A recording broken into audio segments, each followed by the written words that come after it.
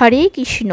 নমস্কার বন্ধুরা, আমি অনিন্দিতা। আমি আজ আপনাদের জানাবো এবছর 2025 সালে পবিত্র রোপণী একাদশী বা পুত্রদা একাদশী কবে পড়েছে, এই একাদশীর সঠিক সময়, পালনের সময়সূচি, আর তার সাথে সাথে জানাবো ব্রত পালনের নিয়ম, কিভাবে ব্রত পালন করলে পুত্র সন্তানের লাভ হয়, এই ব্রতের তাৎপর্য, ব্রত কথা।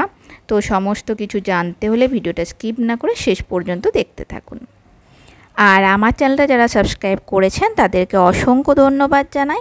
আর এখনও যারা আমার চ্যানেলটা সাবস্ক্রাইব করেননি তারা নিচে থাকা সাবস্ক্রাইব বাটনটা অন করে দেবেন আর পাশে থাকা বেল আইকনটা অল করে দেবেন। তাহলে আমি যখনই নতুন নতুন ভিডিও আপলোড করব আপনারা সাথে সাথে তার নোটিফিকেশন পেয়ে যাবেন।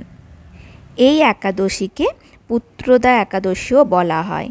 বছরে দুটি পুত্রদা একাদশী আছে, তার মধ্যে এটি একটি। এটা পুত্রদা একাদশী বলা হয় কারণ এই ব্রত পালন করলে বলা হয় নিঃসন্তান দম্পতি পুত্র লাভ করেন। এই একাদশী তিথিতে নারায়ণের পাশাপাশি শিবেরও পুজো করা হয়। মনে করা হয় পুত্রদা একাদশীতে ব্রত পালন করলে সমস্ত দুঃখ কষ্ট থেকে মুক্তি পাওয়া যায়।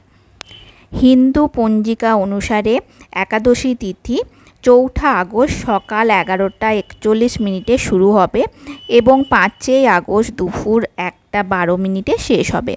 উদয় তিথিতে শ্রাবণ পুত্রদা একাদশী 5 আগস্ট 2025 মঙ্গলবার পালন করা হবে।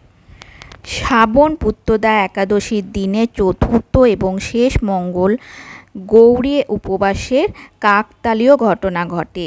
এই দিনে রবিযোগও তৈরি হয়েছে। মঙ্গল গৌরীর ব্রত মাতা পার্বতীকে উৎসর্গ করা হয়। বিশ্বাস করা হয় যে এই উপবাস পালন করলে অখণ্ড সৌভাগ্য এবং সুখী বিবাহিত জীবনের আশীর্বাদ পাওয়া যায়। পুত্রদা একাদশীর পরাণের সময় 6 আগস্ট। এই দিন ভোর 5:45 থেকে 8:26 পর্যন্ত শুভ সময় থাকবে। একাদশী পালনের নিয়ম হলো সকালবেলা ঘুম থেকে উঠে শ্রীহরির পুজো করতে হবে। চাইলে শিবেরও পুজো করতে আপনারা পারেন। আর সেদিন কোনো রকম আমিষ আহার তো চলবেই না, এমনকি ভাত, ডাল, গম জাতীয় খাবারও খাওয়া চলবে না। আর পুজো শেষে অবশ্যই ব্রত কথা শুনবেন, তাহলে বিশেষ ফল লাভ হবে। এই একাদশীর ব্রত কথা, পৌরাণিক কাহিনী অনুসারে এই ব্রত পালনে একটি বিশেষ তাৎপর্য রয়েছে।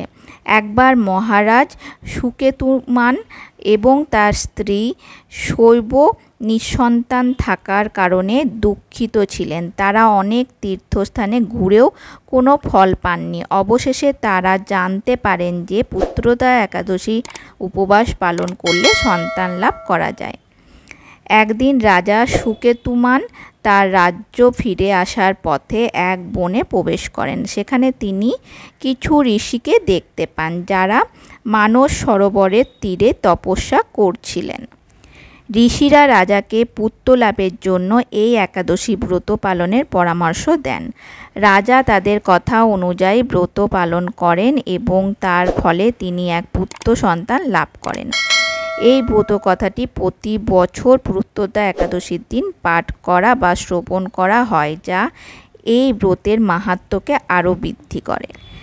পুত্রদা একাদশীর মাহাত্ম্য। হিন্দু পঞ্জিকা অনুসারে বছরে মোট 2টি পুত্রদা একাদশী থাকে। শ্রাবণ পুত্রদা একাদশীতে বিষ্ণু লক্ষ্মীর পাশাপাশি শিবের পুজো করা হয়। বিশেষত সন্তান সুখে বঞ্চিত দম্পতি এই একাদশীর ব্রত পালন করে শুভ ফল পেতে পারেন। আমার এই ভিডিওটা যদি আপনাদের ভালো লেগে থাকে নিচে থাকা কমেন্ট বক্সে অবশ্যই কমেন্ট করে জানাবেন কেমন লাগলো।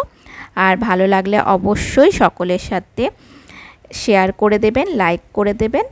আর যারা এখনও আমার এই চ্যানেলটা সাবস্ক্রাইব করেননি তারা ভালো লাগলে অবশ্যই সাবস্ক্রাইব করে দেবেন। আজকের মতো আমি এখানেই শেষ করলাম। পরের দিন হাজির হব নতুন আরেকটা ভিডিও নিয়ে।